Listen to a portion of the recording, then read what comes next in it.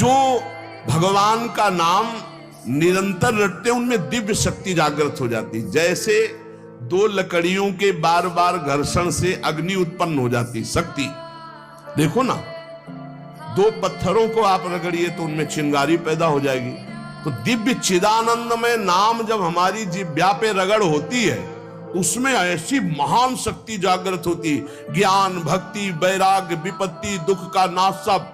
भगवान कितने समीप है, आपके समीप इतने कि उनसे ज्यादा कोई समीप नहीं है, बहुत नजदीक। जो अनुभव करना चाहो, हमारे प्रभु की यही मानता है। इस खंबे में है तो यही मिलेंगे आपको, और हृदय में है तो यही हृदय में मिलेंगे, और बद्री नारायण में मिलेंगे तो बद्री नारायण में ही मिलेंगे। जहां जैसी भावना करोगे वैसे ही भगवान मिलेंगे। और सर्वत्र है तो सर्वत्र, फिर यहां भी है। नाम जप सब कुछ इसी से प्राप्त हो जाएगा, विश्वास कर लीजिए। तो लोग पूछते हैं कौन सा नाम जप करें, तो पहली बात है कि जो आपके गुरु ने नाम दिया है वो नाम जप करो। यदि आपने गुरु नहीं बनाया तो जो नाम आपको भगवान का प्रिय हो, राम कृष्ण हरि शिव, जो नाम आपको प्रिय हो नाम जप करो।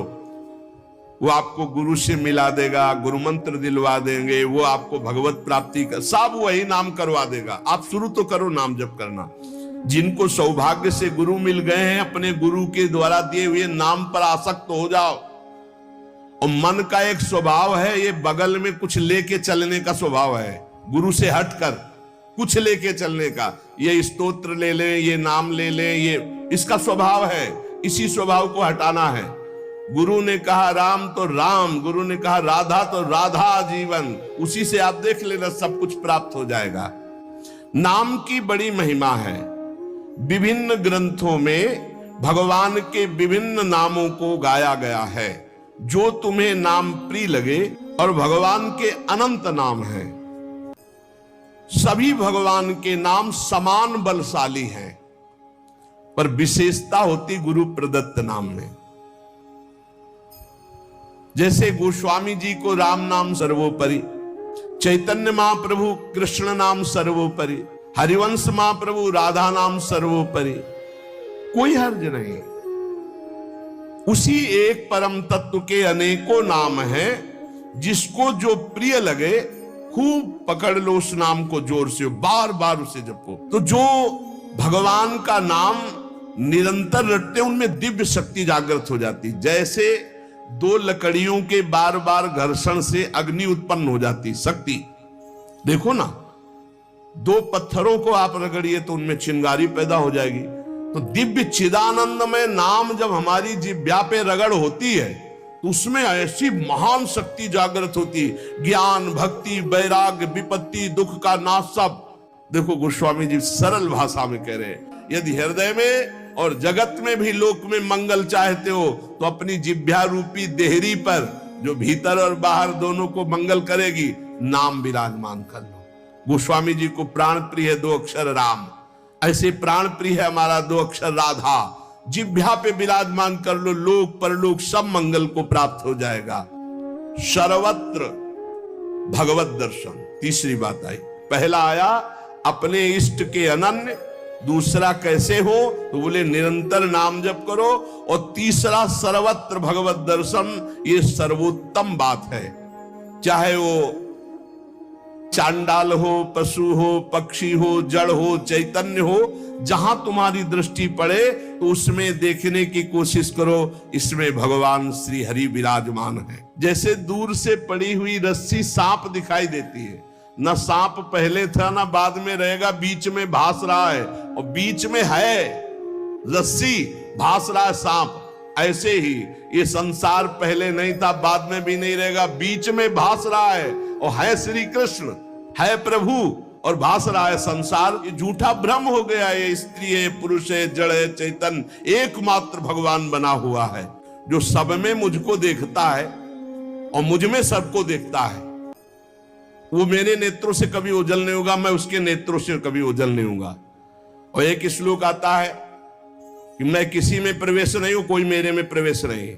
वही यहां कह रहे हैं, नहीं आधार नहीं को हरि महा। अब क्या मतलब है इसका? बोले इसका मतलब है जैसे कहा जाए बर्फ में पानी नहीं है और पानी में बर्फ नहीं है, बात कैसी रहेगी?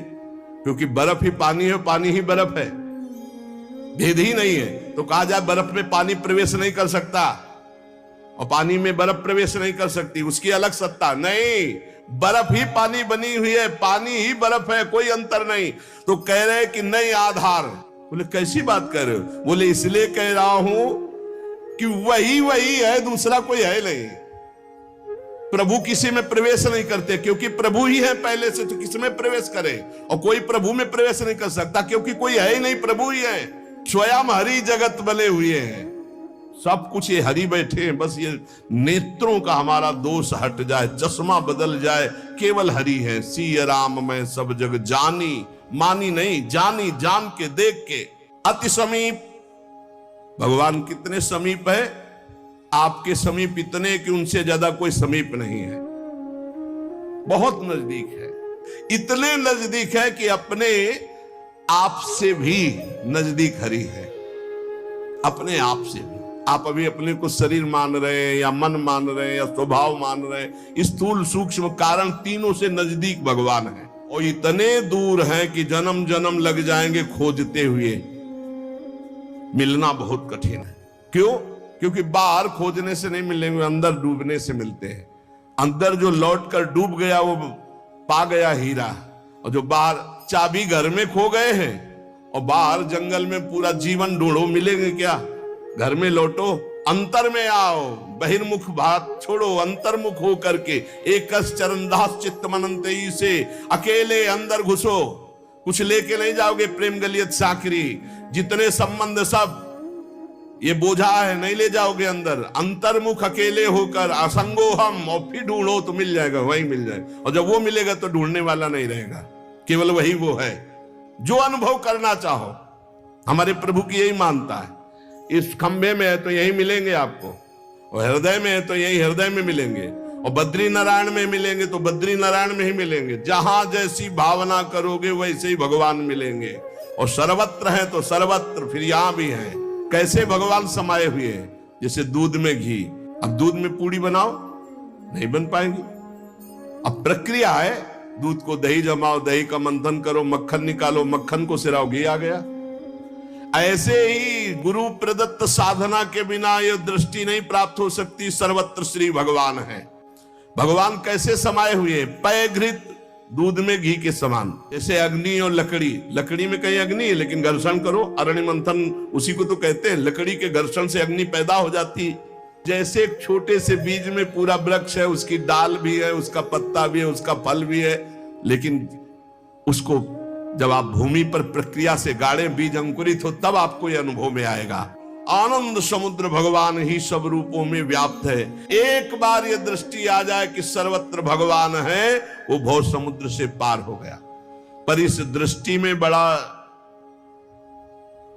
धैर्य की जरूरत है, क्योंकि जहां आपकी दृष्टि हुई तहां माया अपना रंग शुरू कर देगी। जब देखने चलोगे ना भगवान को, तो ये द्वंद अपना आक्रमण करेंगे।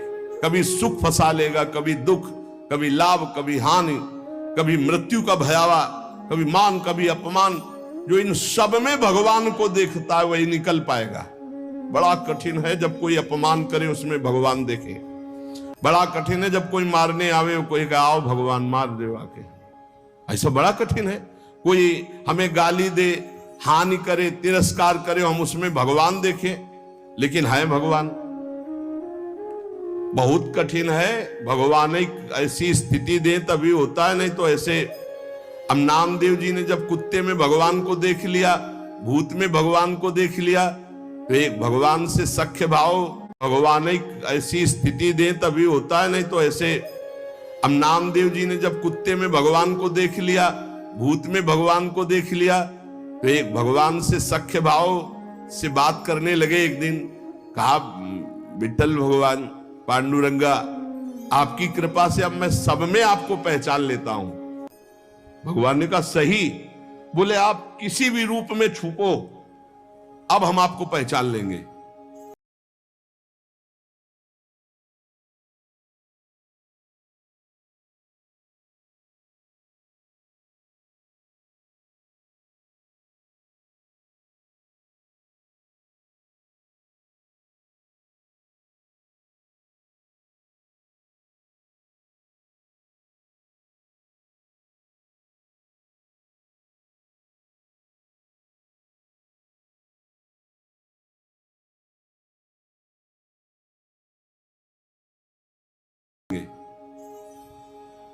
भगवान मुस्कुरा दे। थोड़ी देर में विचार आया कि मंदिर में बैठ के भजन करने से बड़ी भीड़ हो रही, लोग आ जा रहे हैं, विक्षेप पड़ता, मंदिर के पीछे चलते हैं। अभी तक विचार नहीं आया था। अब मंदिर के पीछे जाके जो भजन में लगे, कीर्तन में, सो देखा कि 10 बच्चे आ गए, कबड्डी खेलने लगे। यहां बड़ा विक्षेप, चलो नदी किनारे चलते हैं।